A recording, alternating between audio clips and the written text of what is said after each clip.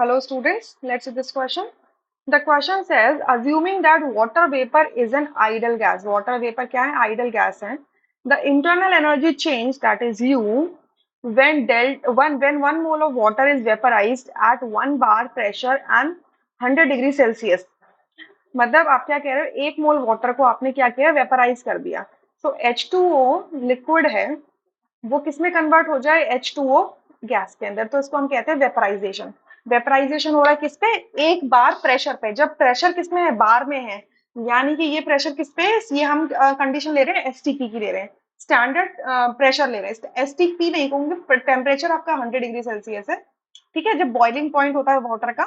और आपका प्रेशर क्या, 1 बार है, यानी कि एसटीपी पर आप वाटर को क्या कर रहे हो, वेपराइज कर रहे हो. क्लियर. ये आपका 1 मोल है, तो आपका वेपर भी कितना बनेगा, 1 मोल बनेगा. क्लियर. गिवन है गिवन है molar enthalpy of vaporization of water at 1 bar and 373 kelvin. 100 degree Celsius का मतलब 373 केल्विन होता है, क्योंकि आप क्या करोगे, केल्विन सेल्सियस को केल्विन में चेंज करने के लिए 273 ऐड कर दोगे.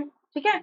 सो इसके लिए आपको क्या दिया हुआ है, डेल्टा एच वेपराइजेशन कितना दिया है, 41 किलो जूल पर मोल दिया है. ठीक है, जिसको मैं लिख सकती हूँ 41,000 जूल पर मोल. क्लियर.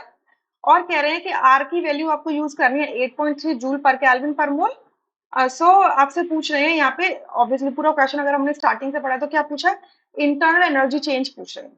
ठीक है, तो इंटरनल एनर्जी चेंज पूछ रहे हैं, तो हम क्या जानते हैं, that internal energy change delta U is equals to क्या होता है, delta H minus delta N G R T होता है. ठीक है.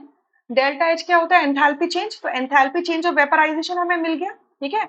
मोलर एंथैल्पी ऑफ वेपराइजेशन का क्या मतलब हुआ कि एक मोल अगर आपने सब्सटेंस लिया है, तो अगर वो वेपराइज कर रहा है तो उसमें एंथैल्पी का क्या चेंज आता है. ठीक है.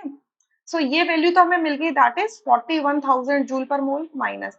अब डेल्टा एनजी की क्या वैल्यू होने वाली है, माइनस मैंने लिख दिया.